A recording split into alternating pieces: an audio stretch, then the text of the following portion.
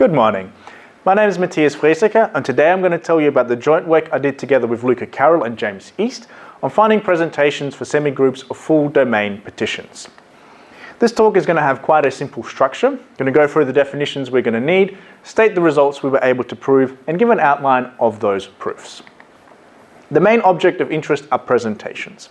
For that, we have a set of letters X, which is going to be our generating set, and from that we generate the free semigroup X plus. And by that we mean all of the words over our set of letters X, where our binary operation is the concatenation operation. An example would be this free semigroup generated by two elements, say A and B. We then have a set of relations. This is a subset of the free semigroup cross the free semigroup. And if we continue the example here, one of the relations might be AB being related to BA. And we typically basically just mean that these two elements are now actually equal. We identify them to be the same. And if we did have this relation in our example here, that would mean we would have a commutative semigroup as this commutes the two generators. We're going to need a slightly larger set than just some arbitrary set of relations. We're going to need the set of congruences generated by that set R. And we generate that by basically looking at what is the smallest congruence that contains our set R. We need a congruence so that we can form the semigroup quotient of the free semigroup by our set of, well, no longer relations, but the congruences generated by our relations. That now allows us to define what we mean by a semigroup presentation. So for us to have one, we need to have the condition satisfied, well, the following conditions satisfied. So we want our semigroup to be isomorphic to the free semigroup quotient out by those congruences, where R is that set of relations. An alternative way of thinking about this is, does there exist a map phi from our free semigroup to the semigroup we're interested in? And we need this map to be a surjective homomorphism, and the kernel needs to be that congruence set. If either of those two are satisfied, then we have a semigroup presentation where our generating set is X and our relations are the set R, and the presentation is given via that map phi. We're also going to be interested in monoids, so let's sort of adapt this to monoids, where we now have the free monoid being X star. Here we need to have an identity element, that is just going to be the empty word, and then we can talk about a monoid presentation. So here we need to satisfy the condition that our monoid is isomorphic to the free monoid quotient out by our congruences. Or alternatively, as we had before, we have a map psi from our free monoid that is a surjective homomorphism onto our monoid, where the kernel is again our congruence set. If that is satisfied, then we have a monoid presentation with generating set X and set of relations R, well rather these are here. We're going to be interested in the diagram monoids. So for this we define boldface n to just be the natural numbers from 1 up to n, and then we look at the partition monoid Pn. We can think of this formally as being all of the different partitions of the set n primed, or we can think of this more graphically, where we draw two rows of vertices, number them from left to right with the bottom row being dashed, and then we draw some edges which creates our different elements. So we might have some non-transversal edges and some transversal edges linking the top and the bottom rows. To get between these two ways of thinking about it, over here, the blocks of the partition need to correspond to the connected components of our graph here. If I were to draw this extra edge here, the connected components of the graph haven't changed, but the graph has changed, but the blocks haven't. So our graphical representation is not necessarily unique. Just be aware of that. So the partition monoid contains all of the other diagram monoids. In particular, it contains the planar partition monoid. So this is where we're not allowed to have edges cross like they do up here. The graph must be planar inside of this box, no edges going around the outside. We're also going to be interested in the full transformation monoid, Tn, and we can think of this as a map from a set to itself. Specifically, the set at the top here being mapped to itself, the set at the bottom. We're also going to be interested in the order-preserving monoid, On, and this is actually the planar part of Tn. And we can see fairly easily that the crossings are precisely the bit where the order is not preserved. We're going to be needing a joint semilattice, En, and this is all of the equivalence relation on a set N. So pictorially, let's take our set N. We then have the equivalence classes be the connected components of our graph. We mirrored this in the bottom row, and then we just draw all vertical edges. We then have an octopus monoid, or at least that's what I'm calling it, Dn, because there's no good name for it, and it's also a little difficult to define, so I'm just going to give you an example. So it's a planar monoid, and it's going to play a similar role to En. So we have sort of boxes here where we have similar boxes here, but they're not joined at the bottom. Instead, we have some sort of nested non-transversals, and we may even have some isolated vertices. And I'm calling it the octopus monoid because to me, I sort of see the tentacles coming down from the top.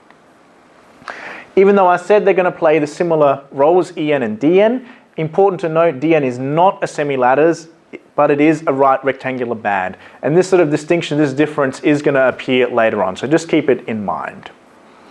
Concatenation, well, that's the binary operation of our monoid. And for those of you that are visual-based learners, this is an animation of that procedure in action. For everybody else, I'm going to make use of this intermediary step to show you how we end up at the concatenated diagram. So let's calculate alpha times beta in detail. First, we position the two diagrams, one directly on top of the other, and then we draw these red vertical in-between edges. We then remove the two inner rows of vertices and remove the floating blocks. So we have an example here. Floating block is one where the edges are not connected to the top or the bottom row of vertices. And then basically we just tidy up what we have left. Squish our blocks, our rows rather, back to normal size and draw clean edges where they exist. Pictorially, you can probably convince yourself this is an associative operation. We do have an identity diagram, all vertical edges, but it is not a commutative operation. The main object of study for today was the full domain partition monoid. So this arises as follows. The partition monoid is an Ehresmann monoid, but it is not a left or right restriction monoid. So this then leads to the question, is there a submonoid of the partition monoid that is Ehresmann and a right restriction monoid? Yes, there is. It's the full domain partition monoid. So full domain here means that every vertex is linked to a vertex in the bottom row. From this definition, we can see that the transformation monoid is going to be contained in here, and also our joint semilattice monoid is going to be contained in here. In fact, our full domain partition monoid has a nice decomposition into these two monoids, and this highlights the right restriction structure of it. And this is just an example of that decomposition for this example diagram. We're going to be interested in the singular ideal part of this monoid, and this is where we just remove the symmetric group, where this would be an example symmetric element. We're going to be interested in the planar version of this as well. So here, we're not allowed to have crossings of edges, just the planar versions. Here we find that the order-preserving transformations, ON, are contained, and the octopus monoid DN is also contained, and we basically have the analogous decomposition, but unlike the case up here where this highlighted the right restriction structure, this now highlights the grrac structure, which if you don't know what that is, don't worry. That brings us to the results we were able to prove. So this is starting off with the singular ideal result. Our generating set is going to be X, and this is made up of EIJs, which are symmetric in the indices. We take our identity diagram and we connect the ith and jth vertices to sort of form a square block. We have some TIJs where we again start off with the identity diagram, but in the ith and jth components we sort of draw these triangular type blocks. And we also have TJIs, which are basically just the mirrored version of the TIJs. We have our map phi from the free semigroup into our singular part where we just map by overbar. And then we have some relations for distinct I, J, K, and L. So we have some T relations, some E relations, and ENTs being linked together.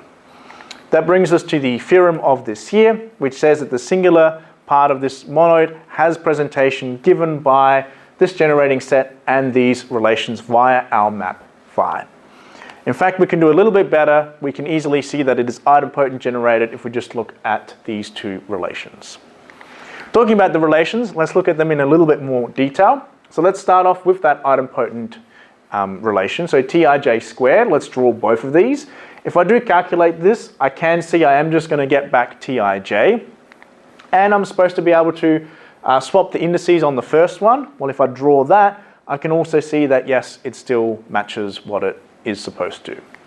Alternatively, if I take two different t's, well, so we can see they're slightly shifted apart, the blue bits, the triangle bits. If I calculate that, they kind of just get superimposed on each other.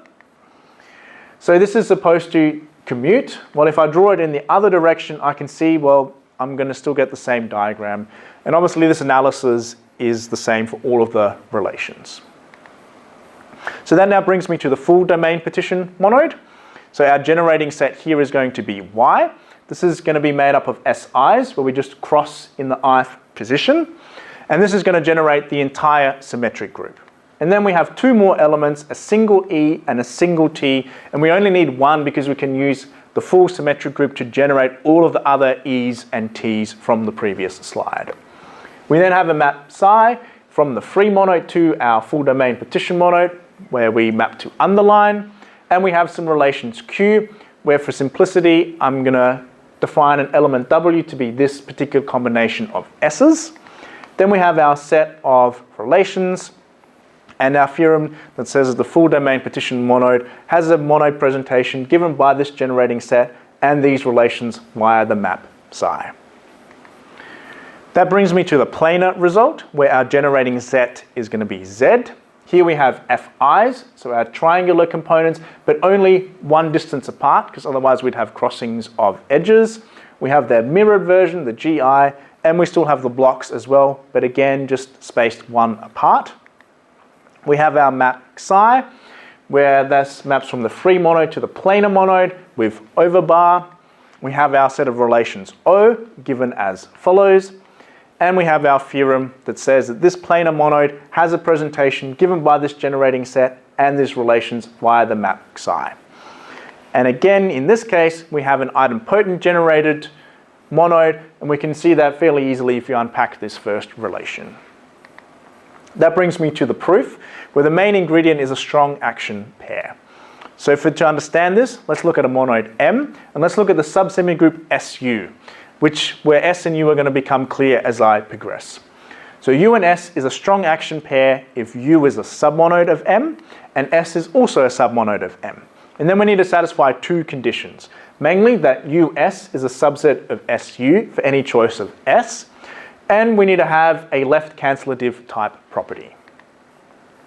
For this to work, we're also going to need a presentation for both U and S, so let's assume we have that.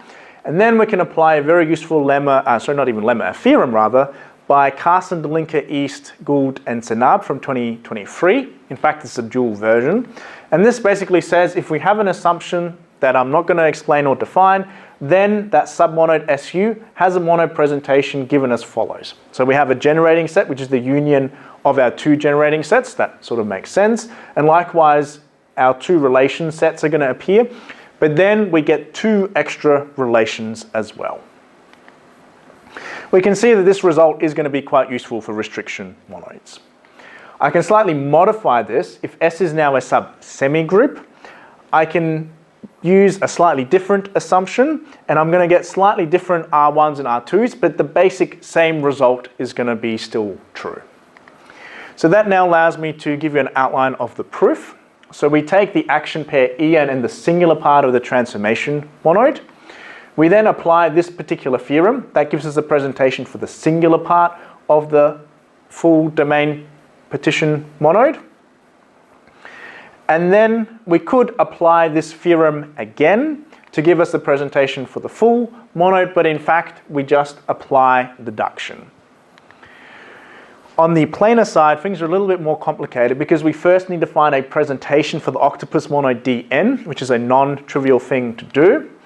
And main reasons for this also are because recall the octopus monoid is not a semilattice compared to En, it's only a right rectangular band, and this makes this argument slightly more complicated. But we do end up with an action pair Dn-On, where we can make use of this theorem to give us the presentation for the planar monoid. That concludes my presentation. Are there any questions?